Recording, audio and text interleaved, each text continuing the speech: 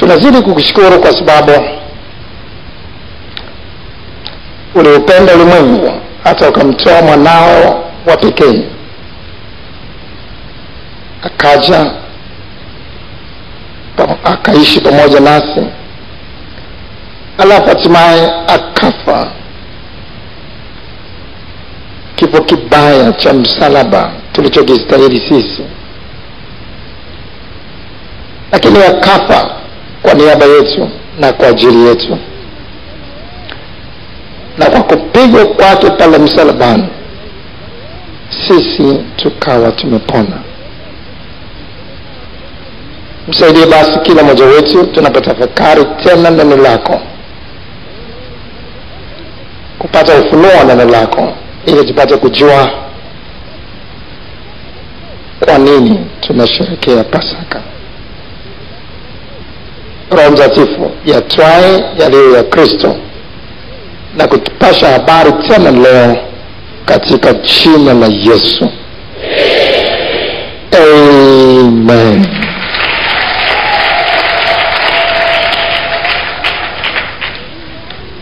Somo letu la leo la Pasaka lina kichwa kufufuliwa kwa wafu. Kufufuliwa kwa wafu. Kufufuliwa kwa wafu.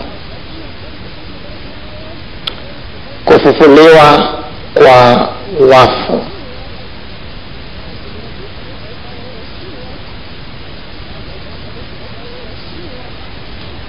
Habari yote ya Pasaka inahusiana na kufufuliwa kwa wafu waliokuwa wamekufa.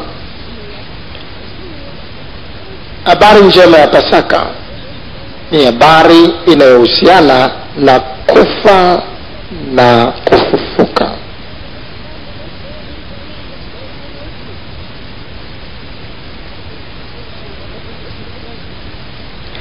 Wengi wetu tunafahamu kwamba Yesu Kristo alisulubishwa, na baada ya kusulubishwa akafa pale msalabani, na baada ya kufa akazikwa, na baada ya kuzikwa akafufuka siku ya tatu kama alivyosema. Alikufa kisha akazikwa. Lakini wako wachache ambao wanaelewa kwamba habari ya Pasaka haihusiani na kufa na kufufuka kwa Yesu peke yake, lakini habari njema ya Pasaka inahusiana na kufa na kufufuka kwetu sote. Ni habari ya kufa na kufufuka kwa wanadamu wote.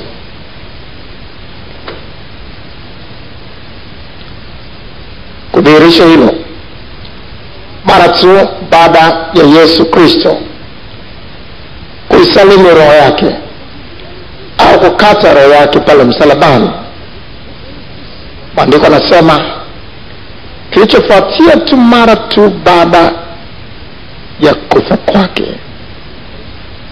makaburi yalifunuka Yerusalemu, na miili mingi ya watakatifu waliolala, waliokufa zamani,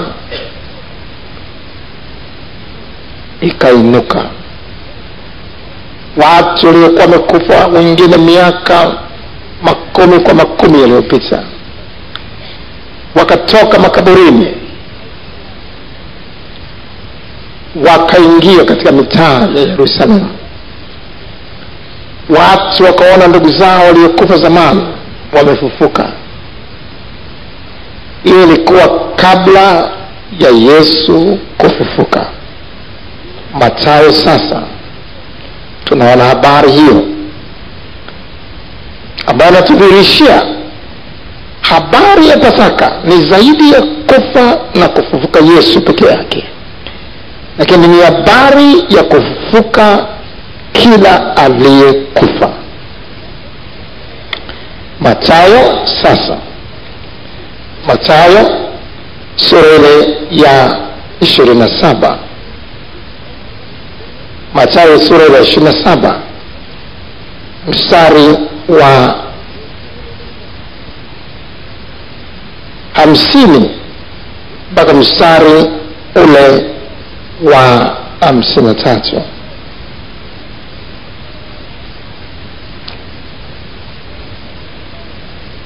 Hapa ni baada ya Yesu kusulubishwa msalabani, na sasa anaitoa roho yake. Mstari wa 50 mpaka mstari wa 53. Naye Yesu akisha kupaza sauti tena kwa nguvu, akaitoa roho yake. Naye Yesu akisha kupaza sauti tena kwa nguvu, akaitoa roho yake. Na tazama, pazia la hekalu likapasuka vipande viwili toka juu hata chini. Nchi ikatetemeka, miamba ikapasuka, makaburi yakafanya nini? Sema kwa bidii, yakafanya nini? Baada ya kufunuka ikawaje? Maandiko yanasema alafu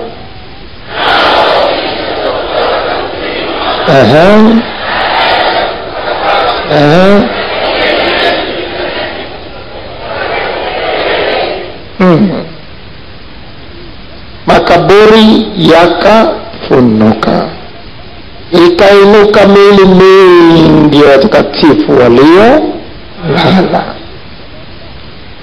Nao wakisha kutoka makaburini mwao, Yesu sasa anafufuka na wao wamefufuka. Haikuwa Yesu tu anatokea kwa watu, lakini na watu wengi waliofufuka, waliokuwa wamekufa zamani, na wakawatokea wengi. Nao wakisha kutoka makaburini mwao baada ya kufufuka kwake, wakaingia mji mtakatifu, wakawatokea wengi. Haikuwa habari tu ya Yesu amefufuka, lakini ilikuwa habari ya fulani alikuwa kwenye nyumba ile. Yule baba yetu aliyekufa zamani amerudi tena, yuko pale. Yule baba yetu aliyekufa siku nyingi tulizika tukasahau, anaonekana tena mjini. Kila mahali watu walikuwa wanazungumza sio tu habari ya Yesu aliyekuwa amekufa alafu akafufuka, lakini walikuwa wanazungumza habari za watu wengi watakatifu waliokuwa wamekufa, lakini sasa wanaonekana tena mjini. Unaweza kuona sasa hapa tunajifunza kwamba habari ya Pasaka ni habari njema ya kufufuka kwa watu wote baada ya kufa. Kuna maana kadhaa hapa kwa habari ya kufufuka kwa watu wote baada ya kufa. Yesu Kristo alikuwa amefundisha si mara moja si mara mbili kuhusiana na ufufuo wa wafu, lakini watu wengi sana hawakumwelewa, kwa sababu walikuwa wameona watu wengi waliowahi kufa hawajawahi kufufuka tena. Na hata kulitokea kulitokea mafarakano ya imani katikati ya watu. Wengine waliamini juu ya kiama ya wafu, lakini wengine hawakuamini. Wengine waliamini maana yake kwamba kuna kufufuka baada ya kufa, lakini wengine walipata shida kuamini juu ya hilo, na hivyo kukatokea mafarakano katikati ya watu kuhusiana na imani.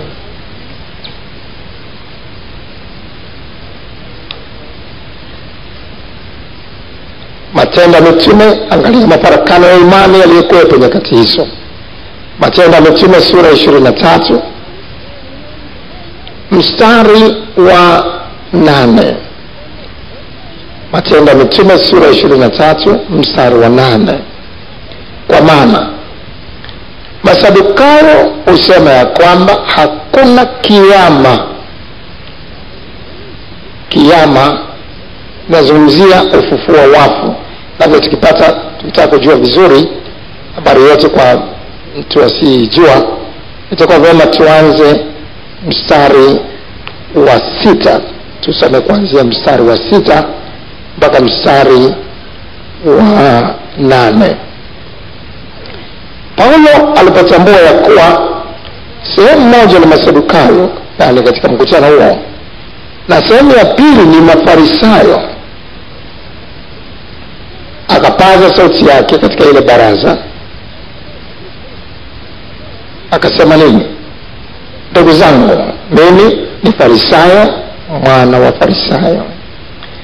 Mimi ninahukumiwa kwa ajili ya tumaini la ufufuo wa wafu.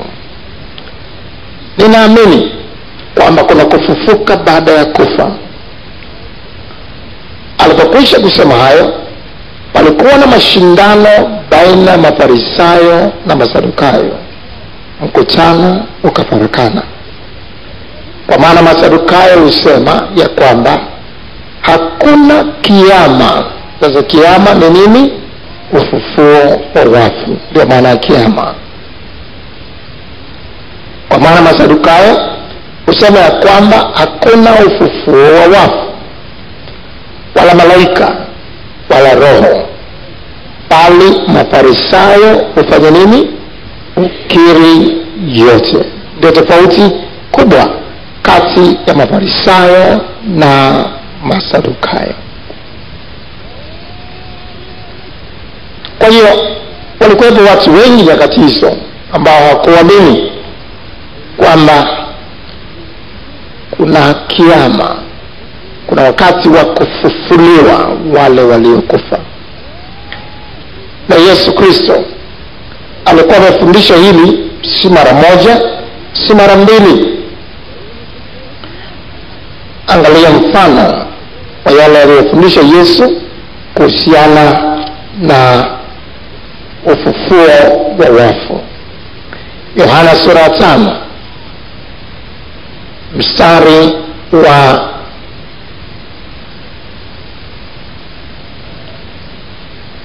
Yohana sura 5 mstari wa 24 mpaka mstari wa 29. Yohana sura 5 mstari wa 24 mpaka mstari wa 29 tunasoma: Amini, amini nawaambia, yeye alisikiaye neno langu na kumwamini yeye aliyenipeleka yuna uzima wa milele, wala haingii hukumuni, bali amepita kutoka mautini kuingia uzimani. Amini, amini nawaambia, saa inakuja na sasa ipo, wafu watakapoisikia sauti ya Mwana wa Mungu, na wale waisikiao watakuwa hai. Maana kama vile Baba alivyo na uzima nafsini mwake, vivyo huyo alimpa na Mwana kuwa na uzima nafsini mwake. na akampa amri ya kufanya hukumu kwa sababu ni mwana wa Adamu. Mstajabie maneno hayo, kwa maana saa yaja ambayo watu wote, angalia maneno hayo kwa makini, ambayo watu wote waliomo makaburini wataisikia sauti yake, nao watatoka, wale waliofanya mema kwa ufufuo wa uzima, na wale waliotenda mabaya kwa ufufuo wa hukumu. Saa yaja ambayo watu wote waliomo makaburini wataisikia sauti yake, nao watatoka, wale waliofanya mema kwa ufufuo wa uzima, na wale waliotenda mabaya kwa ufufuo wa hukumu. Majira ya Pasaka basi yalikuwa na kusudi la Yesu kulifanya jambo hili lieleweke kivitendo,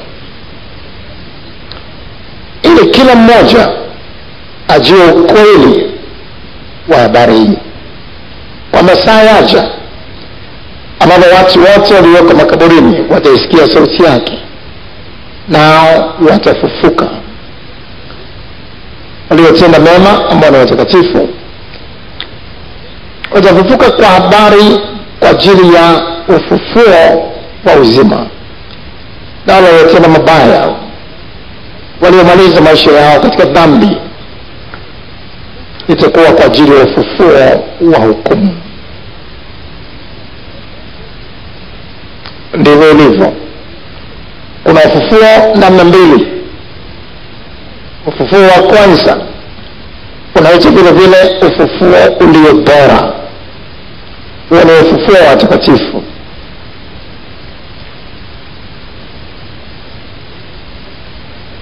Mtu aliye mtakatifu anapokufa, mwili wake unabaki mavumbini. Mwili umetoka katika udongo, unarudi katika udongo, lakini roho inamrudia Mungu aliyeitoa. Roho haizikwi, roho ya mtu haizikwi.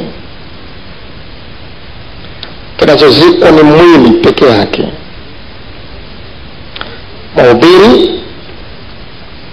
Mhubiri sasa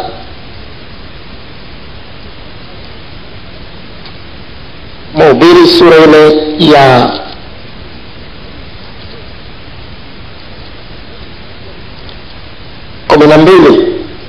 mstari wa 7. Mhubiri sura 12 mstari wa 7 tunasoma, nayo mavumbi kuirudia nchi kama yalivyokuwa, nayo roho kumrudia Mungu aliyeitoa. Nayo mavumbi kuirudia nchi kama yalivyokuwa, udongo unarudi katika udongo, lakini roho inamrudia Mungu aliyeitoa.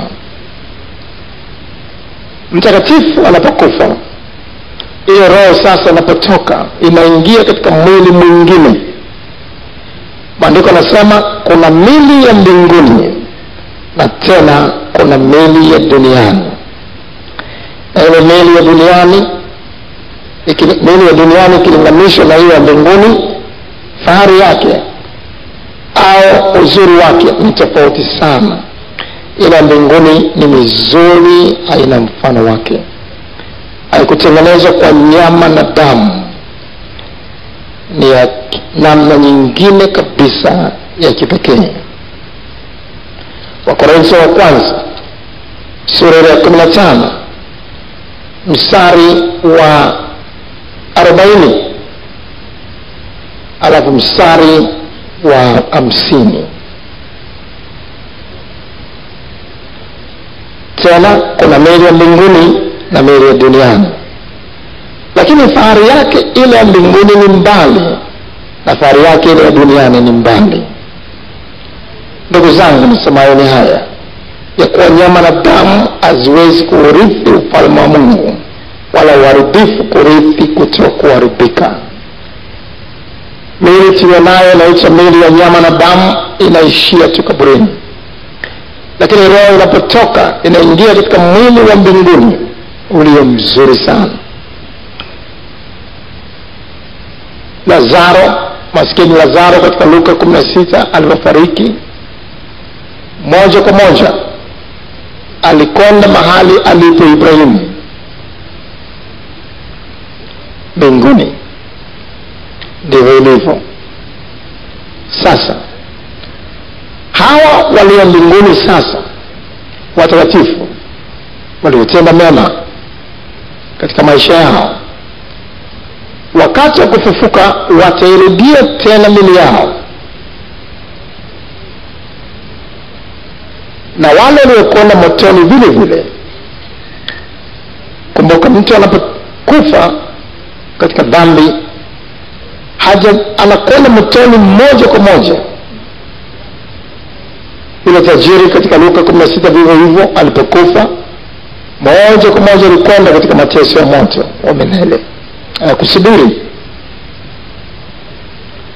Lakini inakuwa mtu bado hajaelewa kwa nini yuko motoni. Mwingine ameshika dini yake vizuri kama alivyofundishwa, akiwa anajua anakwenda mbinguni, lakini hajamfuata Yesu. Anasema Yesu sio mwana wa Mungu, anasema Yesu sio Mungu, Yesu sio mwokozi wake. Tena watu wote wanamfuata Yesu na kusema ni mwana wa Mungu ni makafiri.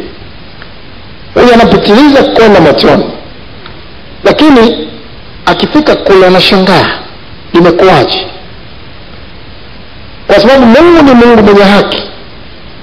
Sasa unakuja wakati ambapo kila mmoja aliyeko motoni vile vile ataurudia mwili wake tena, alafu wote tutakuwepo mahali ambapo Yesu Kristo atakuwa amekalia kiti kikubwa cha enzi cheupe cha hukumu. Na hapo kila mmoja italetwa picha kwa namna ya video ya maisha yake, na watu wote watakuwepo kuangalia, ili kila mmoja uthibitike kwa nini anakwenda katika ziwa la moto milele na milele. Maisha yote ya sirini aliyofanya mtu, ambaye mume wa mtu wa kujua, mke wa mtu wa kujua, wazazi wa kujua, yote yatafunuliwa na kuwekwa hadharani.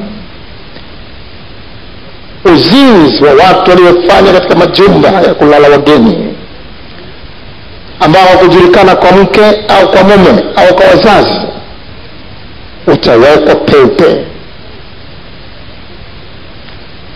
Na mmoja mmoja ataanza kujitetea, lakini mimi nilikuwa naimba kwaya, lakini mimi nilikuwa ni mhudumu, ni mzee wa kanisa, ni kiongozi wa kanisa la nyumbani, ni mchungaji, ni padri. Ndipo Yesu atasema, ondokeni kwangu, sikuwajua ninyi kama, ingawa mlijiita wa Kristo. Ondokeni kwangu ninyi mtendao maovu. Na moja moja atatupwa katika ziwa la moto, liwakalo moto na kiberiti, ambako huko shetani na yule mnyama mpinga Kristo na nabii wa uongo wamekwisha tangulia kutupa huko. Na watakatifu tutakuwa tunachungulia, lakini tutakuwa tumetenganishwa. Ndio maana anaitwa ufufuo wa uzima na ufufuo wa hukumu. Wanahukumiwa hao wanakuwa wanakwenda ziwa la moto, lakini sisi tumepita kutoka hukumuni. Maana yake mtu anayetajwa anaingia hukumuni, ndio anaingia katika mateso. Kwa mfano, mtu anapokwenda gerezani kwa namna hiyo, Mtu ambaye hukumu yake imesomwa na akaonekana kwamba hana hatia, maana yake hajaingia hukumuni. Ndivyo itakavyokuwa. Ufufuo wa hukumu na ufufuo wa uzima. Hawa wanaingia hukumuni, kutupwa katika ziwa la moto. Lakini watakatifu tunaingia katika uzima. Sasa inakuwa ni milele tena na milele. Hakuna kurudia mwili tena. Na tunasoma katika Ufunuo wa Yohana sura 20. Ufunuo wa Yohana sura 20 mstari sasa wa 11 mpaka mstari wa 15. Ufunuo 20:11 mpaka 15. Kisha nikaona kiti cha enzi kikubwa cheupe na yeye akitie juu yake, ambaye nchi na mbingu zikakimbia uso wake, na mahali pao hapakuonekana. Nikawaona wafu wakubwa kwa wadogo. Ndio maana tunaona wadogo wakifanya huduma mbele yetu wakati kama wa Pasaka. Watoto wetu tufanye bidii kubwa kuhakikisha sio tu wanakwenda katika shule za dunia na kujifunza tu elimu ya dunia. Kinyume chake, tutashangaa siku ile tumesimama upande wa ufufuo wa uzima, alafu tutamwona mtoto wako yuko kwenye ufufuo wa hukumu, anakamatwa na malaika na kutupwa katika ziwa la moto bila huruma. Ndipo itakuwa utaifurahiaje mbingu namna hiyo? Wakubwa kwa wadogo watakuwepo. Ndio maana tunabudi kuwatia moyo waje kujifunza. Tuwafurahie walimu wa shule hizi wa kanisa la watoto. Tuwatie moyo, tuwatie nguvu. Kazi wanayofanya ni kazi ya muhimu sana. Tusipende tu kuwaachia majumbani mwetu, alafu anaishia tu kuona mavipindi ya ajabu ajabu ya dunia na kumalizwa. Watakwenda jehanamu ya moto, alafu wataingia mbinguni. Itakuwa imekufaidia nini? Kisha nikaona kiti cha enzi kikubwa cheupe na yeye akitie juu yake, ambaye nchi na mbingu zikakimbia uso wake, na mahali pao hapakuonekana. Nikawaona wafu wakubwa kwa wadogo wamesimama mbele ya hicho kiti cha enzi, na vitabu vikafunguliwa. Ni mtoto mdogo tu yule ambaye hawezi kujua hata mema na mabaya. Huyo ndio ambaye ataingia katika mji ule mtakatifu. Lakini mtu ambaye ameshafikia mahali kusoma darasa la kwanza, hata wengine tu wakiwa bado chekechea, wanajua wizi ni kitu kibaya. Kweli si kweli? Wanajua dhambi zile wanazojua peke yake zitawapa kwenda jehanamu ya moto.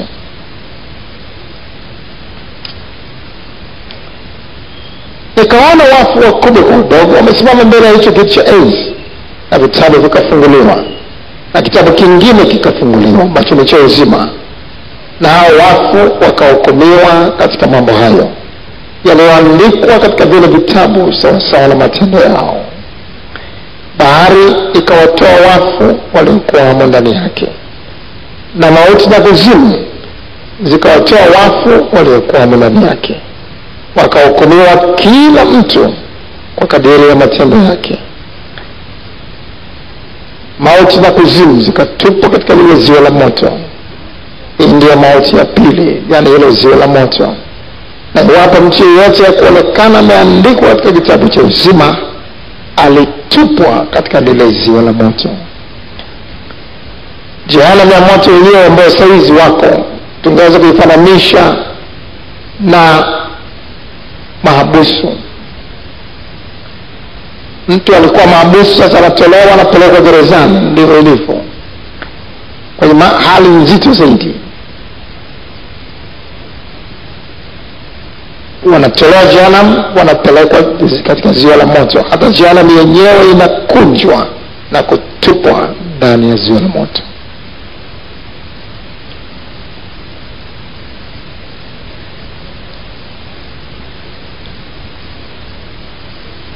Na watakatifu sasa, wakati huo, mbingu za sasa na nchi za sasa vyote vitakunjwa na kuharibiwa kwa mlipuko mkubwa, na mbingu mpya na nchi mpya zitafanywa, zitaumbwa, ambazo sasa hazijafanyizwa bado. Hata hii mbingu ya sasa haifai tena, kwa sababu imeweka record za maisha ya watu, record chapu za maisha ya watu kwa namna video zinatunzwa mbinguni sasa hivi. Kwa hiyo hata mbingu yenyewe haifai tena, record zile zinaharibiwa pamoja na mbingu. Ndipo inatengenezwa mbingu mpya na nchi mpya, zitafanyizwa mbingu mpya.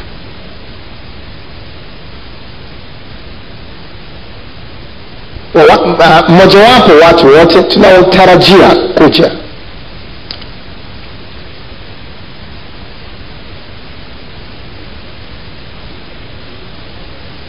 Lakini kabla ya hapo, wakati parapanda itakapolia,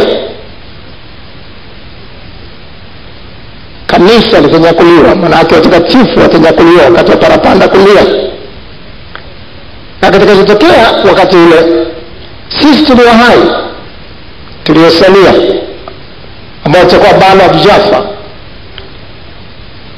tutakuwa tunainuliwa kwenda mawinguni. Lakini hatutaenda tu kabla ya makaburi kufunuka. Watakatifu waliokufa katika utakatifu ambao wako mbinguni watarudi tena na kuingia katika miili yao iliyozikwa, alafu wataungana na sisi tulio hai tena. Halafu tutaondoka tena na kupaa kwenda mawinguni, ambapo Yesu atakuwa mawinguni kutusubiri. Wakati tunakwenda, kwa namna ya ajabu sana, kuna kitu kinaitwa Kiingereza translation. Tutakuwa tunabadilishwa na kutoka katika hiyo miili ya kufa na kuingia katika miili ya utukufu. Tutamlaki Yesu tukiwa tayari tuna miili ya utukufu. Sema haleluya. Haleluya. Hiyo haitoshi kwa kazi kubwa. Ndipo pale tutakapokuwa mawinguni na tayari makaburi ya watakatifu yatakuwa yamekwisha funuka. Watakatifu waliolala watatoka katika makaburi kwa namna hii walivyotoka nyakati za Pasaka Yerusalemu.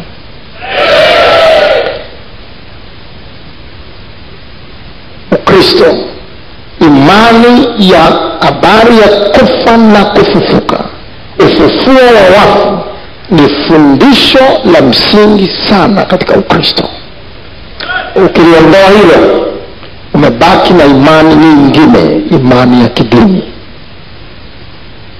Sio hilo tu, lakini kuna ufufuo ambao unaitwa vile vile ufufuo wa wafu, ambao unatakiwa kuonekana na kufanyika wakati wote, kila siku, kila dakika hapa duniani. Kila mtu aliyekufa kiroho anatakiwa kufufuka. Na kimsingi habari njema ya Injili inazungumzia habari ya kufa na kufufuliwa. Mtu mwenye dhambi anatajwa katika maandiko amekufa ingawa yu hai. Sisi tuliokolewa hapo mwanzo, kabla ya kuokoka, tulikuwa tumekufa kwa sababu ya dhambi zetu. Kuokolewa katika roho ni kufufuliwa kutoka katika kifo cha kiroho. Waefeso sura ya pili. Waefeso sura ya pili. Waefeso sura ya pili tunasoma mstari wa kwanza. Waefeso sura ya pili mstari wa kwanza.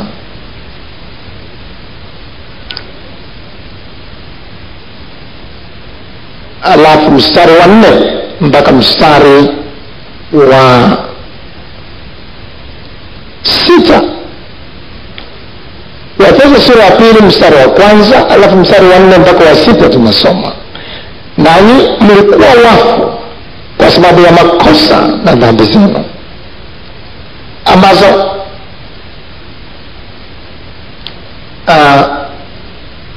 labda tunaanza kusoma moja kwa moja mpaka mstari wa 6 ili tupate picha halisi. Tujaribu kusoma hivyo kwa haraka. Waefeso 2:1 mpaka 6. Nanyi mlikuwa wafu kwa sababu ya makosa na dhambi zenu. Wafu kwa sababu ya nini? Ya makosa na dhambi zenu ambazo mliziendea zamani kwa kuifuata kawaida ya ulimwengu. Ulimwengu wanafurahia pombe, ni ndege kila mahali uchogani, kwa sababu wote wanakuja ndege na wanakuja ndege. Ni wote wanachukuliwa na mafilamu ya dunia, kila mahali filamu na wanachukuliwa filamu. Kila mahali dance na wao dance. Hizo zote zinaitwa kawaida za ulimwengu. Kwa wanaona ni kawaida kuwa na watu zaidi ya mmoja. Katika kabila letu ni kawaida mtu kwa watu wengi.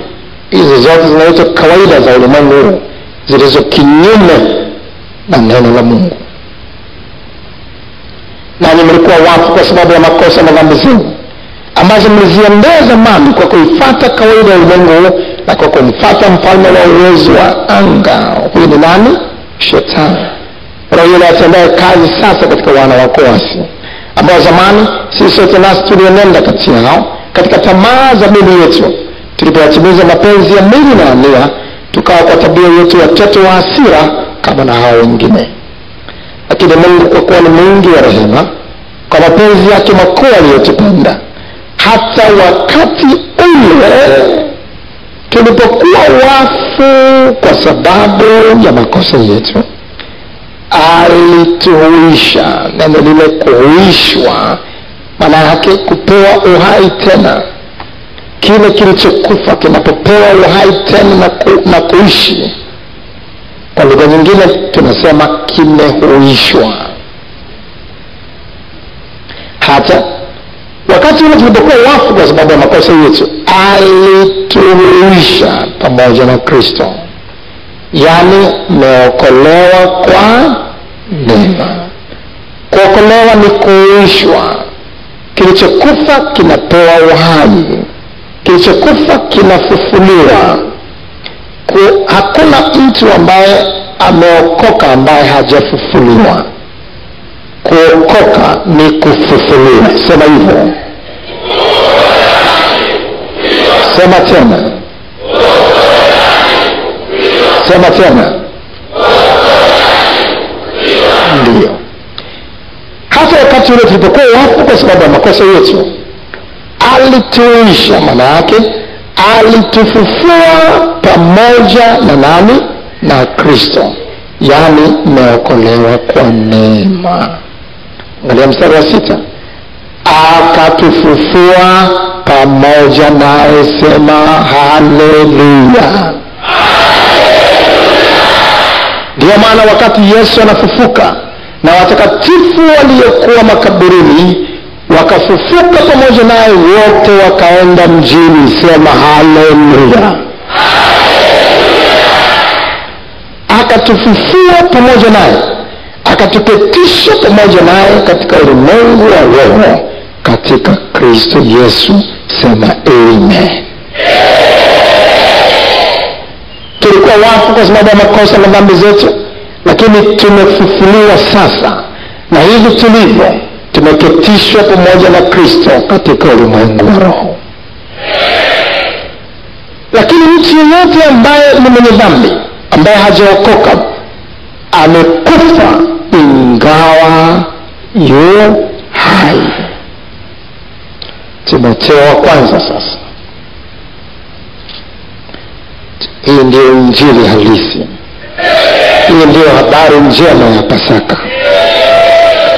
Timotheo sasa wa kwanza sura ya 5. Timotheo wa kwanza sura ya 5 mstari wa 6. Timotheo wa kwanza sura ya 5 mstari wa 6. Bali yeye asiyejizuia nafsi yake amekufa ingawa uhai. Sema tena. Bali yeye asiyejizuia nafsi yake amekufa ingawa uhai.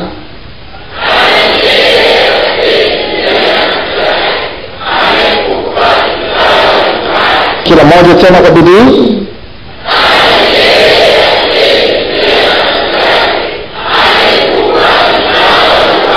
Ndio. Mwenye dhambi hawezi kujizuia kuacha sigara, hawezi. Anatamani kuacha sigara, anaona madhara ya sigara, labda anajikuta anavuta sigara mpaka analala, chandarua kimepata moto, anajuta, anasema sitaki kuvuta sigara tena, lakini anashinda kujizuia, anakuta anavuta tena. Anaweza kuacha kwa siku 2-3, lakini anarudia tena. Sitaki pombe tena, maana zimeniadhiri vibaya sana. Anajaribu kuacha, anajikuta tena anakunywa pombe. Kwa sababu ya ukimwi, wakati mwingine watu wanatafakari na kusema basi sitaki tena mambo ya usherati, sitaki tena mambo ya uzinzi, lakini wanajikuta wanashinda kujizuia. Habari tu ya kusikia watu wanakufa kwa ukimwi haiwezi kuwafanya watu wajizuie kufanya usherati. Wanaweza kufundishwa mjifunze kusema hapana, lakini watashinda kujizuia. Watu hao wanajikuta tu wanafanya dhambi. Natamani na mimi niishi na mume mmoja, maisha haya ni mabaya, kuna magonjwa ya kisasa, lakini nashindwa kujizuia. Wenye dhambi hawana uwezo wa kujizuia kufanya dhambi. Ndani yao kuna msukumo wa kufanya dhambi, hata kama wana dini, hata kama wamebatizwa utotoni, hata kama wanaimba kwaya, hata kama wanaitwa wachungaji, wanaitwa wazee wa kanisa, kuna msukumo ndani yao wa kufanya dhambi. Ukiambia wavae mavazi ya staha, wanaona wanaonea, wanaona wanaondelea uhuru wao. Tunaingilia uhuru wa watu kuishi sasa. Naona tunaanza kupangia mavazi ya kuvaa. Uko leo unavaa kama uchi tu, uko kama uchi tu. Hawezi kujizuia kufanya hayo wanayofanya. Unakuta hata mzee wa watu, mtu mzima, uso umekunjamana, lakini anaweka liwigi kichwani mpaka unashangaa. Hawezi kujizuia kufanya hayo. Ulimwengu unawapeleka wote tu hivi, unawapeleka hivyo, shetani anawapeleka hivyo, anawatumikisha hivyo, na hawezi kujizuia, wanaenda tu, ni wafu. Mtu aliyekufa, ukitaka kumbeba, kumtoa mochwari, kumtoa katika chumba cha maiti, hawezi kukataa, hawezi kujizuia. Unamchukua tu hivyo ni kirahisi, unampeleka mpaka unamzika, unamfukia, hawezi kukataa. Unasema nataka kwenda kumzika Singida, hawezi kusema hapana, nataka nizikwe hapa hapa. Unamgeuza, anageuzika tu, unampeleka kokote, unampeleka, unamvika chochote, anavikwa. Hawezi kujizuia, hawezi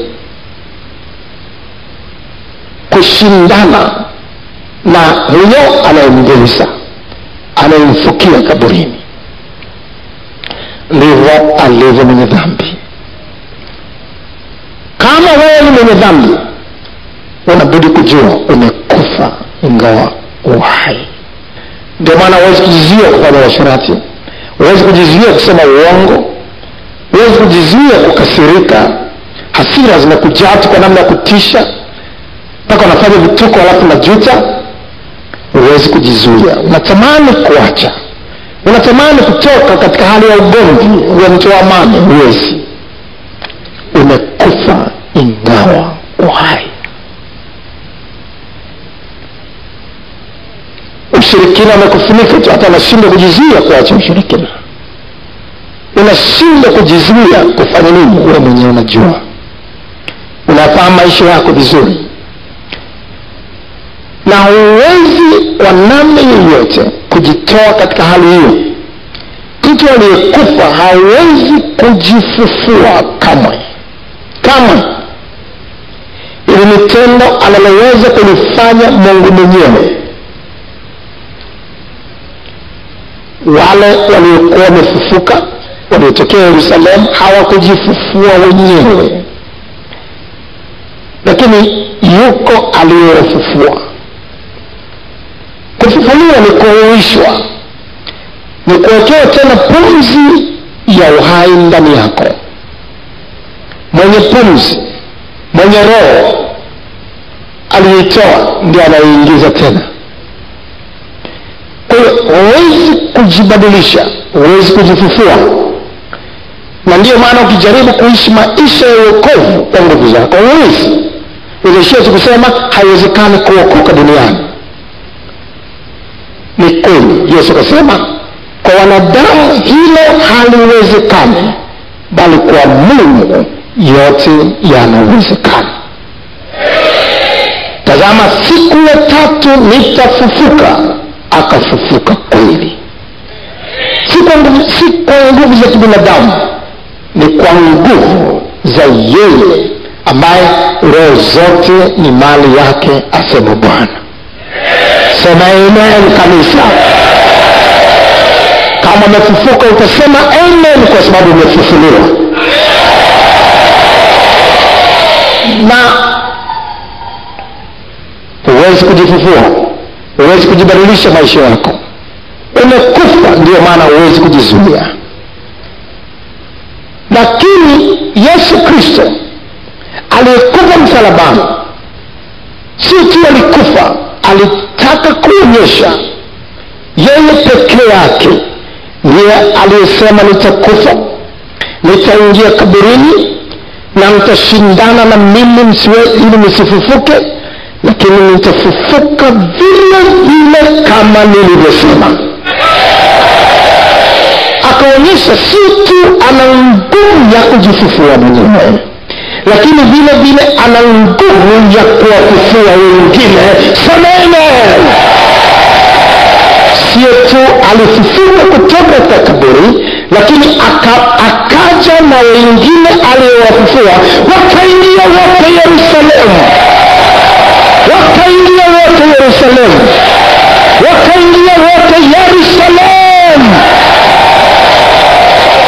Hakuna nabii wa dini yoyote nyingine, nabii yote wa dini yoyote nyingine, ukimwacha Kristo alipokufa, kaburi lake liko hata leo, hajafufuka, anasubiri kufufuliwa na Yesu.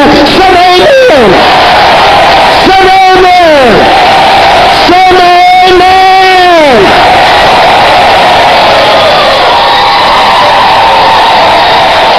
Na kwa sababu hii ndiyo maana nasema mimi ndiye njia pekee, mimi ndimi ufufuo na uzima. Sema amen. Sema amen. Sema amen.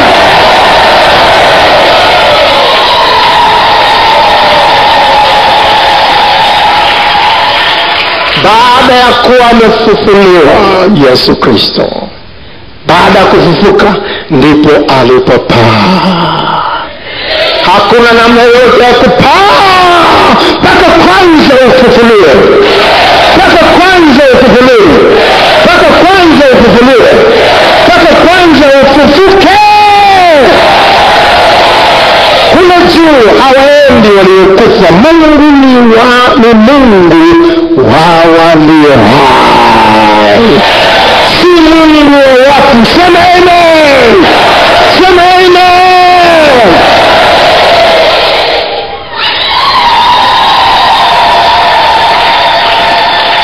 Sasa wewe mwenye dhambi ambaye umekufa, unafufukaje? Kazi ni rahisi. Kazi yote ilimalizika Kalvari, pale msalabani. Yesu alisema imekwisha. Yeyote aniaminie mimi hatakuwa hai milele. Unachotakiwa kufanya ni kutubu dhambi zako tu kwa kumaanisha kuziacha leo. Na baada ya kutubu dhambi zako kumaanisha kuziacha na kusema ni kweli mimi nimekufa ingawa ni hai. Wakati mwingine ni makanisa mengine mazima katika Ufunuo wa Yohana sura ya 3 anasema alijia kanisa moja lina jina la kwamba ni hai lakini linafanya nini? Limekufa. Naweza kuona wanajiita wa Kristo lakini wamekufa. Wote hawezi kujizuia kufanya dhambi. Ndio maana mtu anasema unafikiri unaweza haya? Unafikiri unaweza haya? Haya sheria hizi unafikiri utaziweza? Hawawezi kujizuia kufanya hayo. Wamekufa ingawa ni hai. Yuko mmoja tu Yesu Kristo mwenye uwezo wa kutuzuia, mwenye uwezo wa kutupa uwezo wa kujizuia kufanya dhambi. Wote waliompokea aliwapa uwezo. Kwa ndio uwezo wa kujizuia kufanya uasherati, kujizuia kufanya kunywa pombe, kujizuia kuvuta sigara, kujizuia kucheza dansi. Shuleni wote, chuoni wote wanafanya haya lakini wanasema hapana. Wote wanavaa mavazi kama makahaba, wanasema hapana. Ndani yako umefufuliwa, sema amen. Ndani yako kuna uwezo wa kujizuia, sema amen. Leo ukitaka uwezo huo utashuka kwako leo. Tumeokolewa kwa neema tu, si kwa nguvu zetu. Mtu yote asije kujisifu.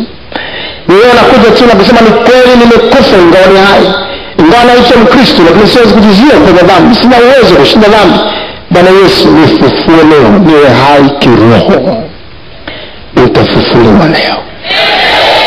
Na Pasaka ni habari ya kufa na kufufuka kwa watu wote. Sio tu, lakini habari ya Pasaka vile inazungumzia juu ya kiungo chochote kilichokufa ndani ya miili yetu.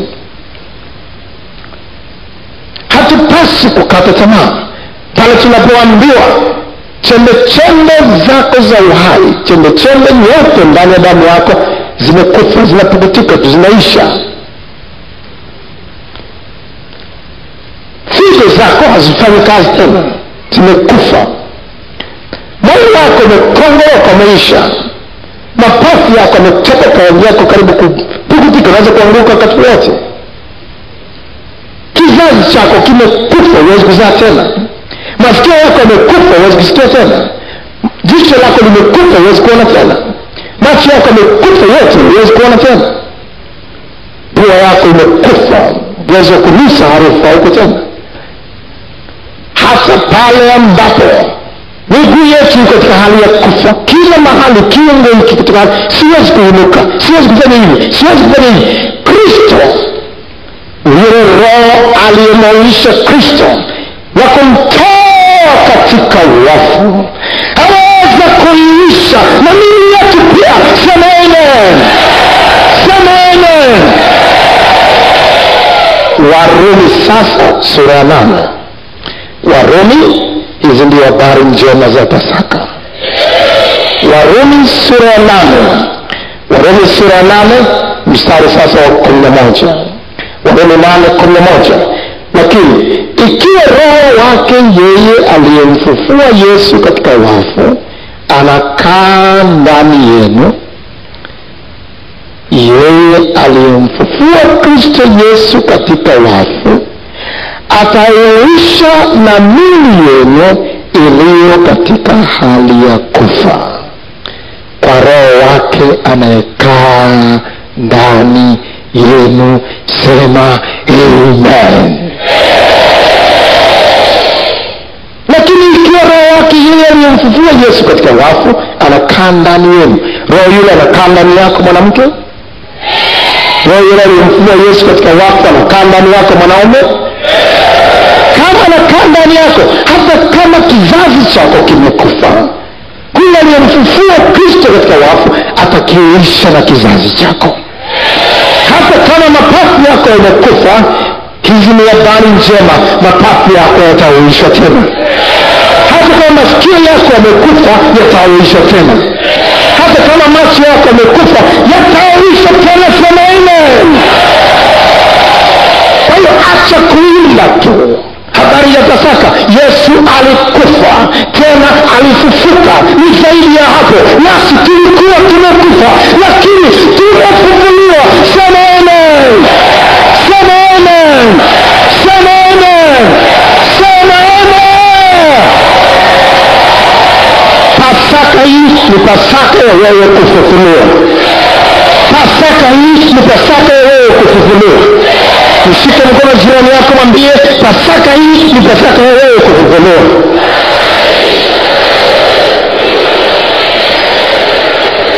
Ukiona mwingine mwambie hivyo.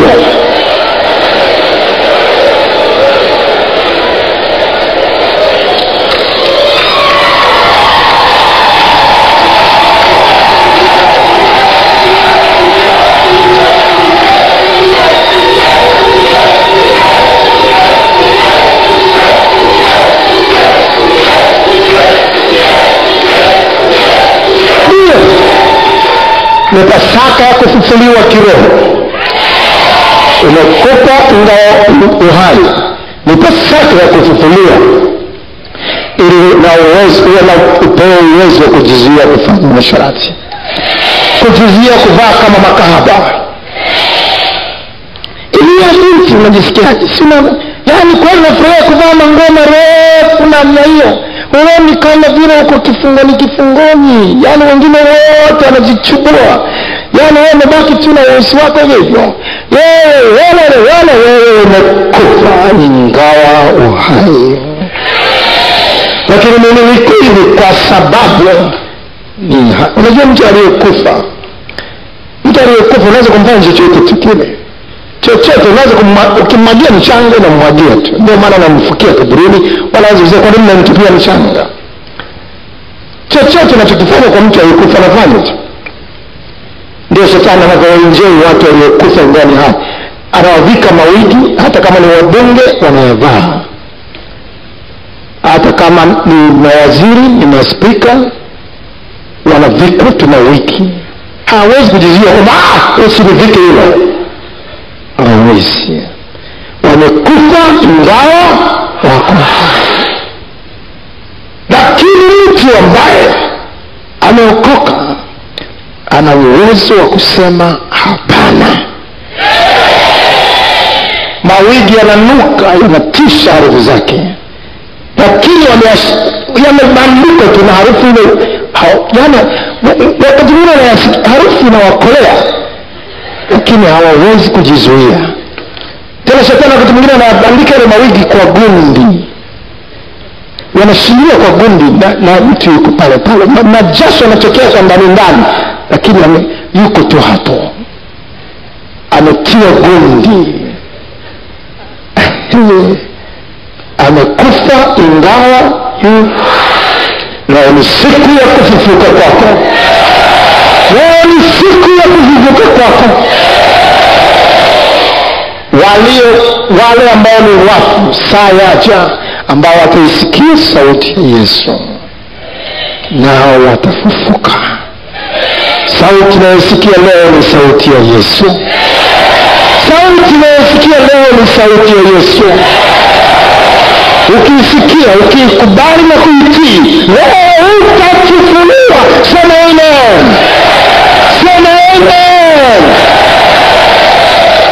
Na acha kukaa tu niko katika hali ya kujikongoja kwa sababu mapafu yangu yamekufa, kwa sababu sijui maini yangu yakoje, sijui kwa sababu figo zangu zikoje. Aliye ndani yako ndugu yangu ana uwezo wa kukufufua, wa kuiisha mwili wako uliokufa ukawa mzima leo. Nasema ukawa mzima leo. Nasema ukawa mzima leo.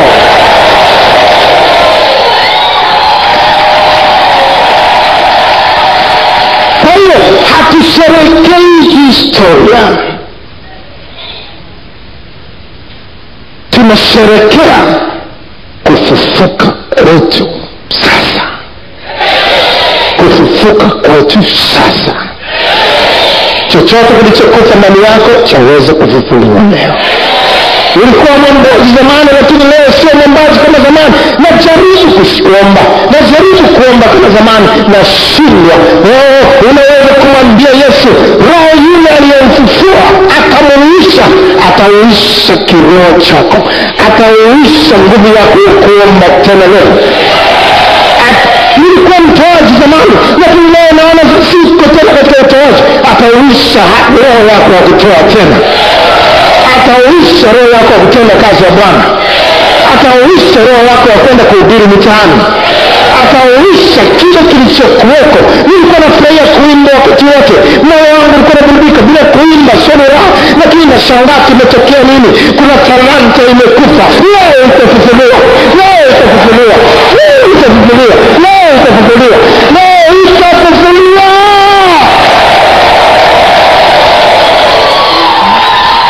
Kuna kitu gani kimekufa? Biashara yako imekufa.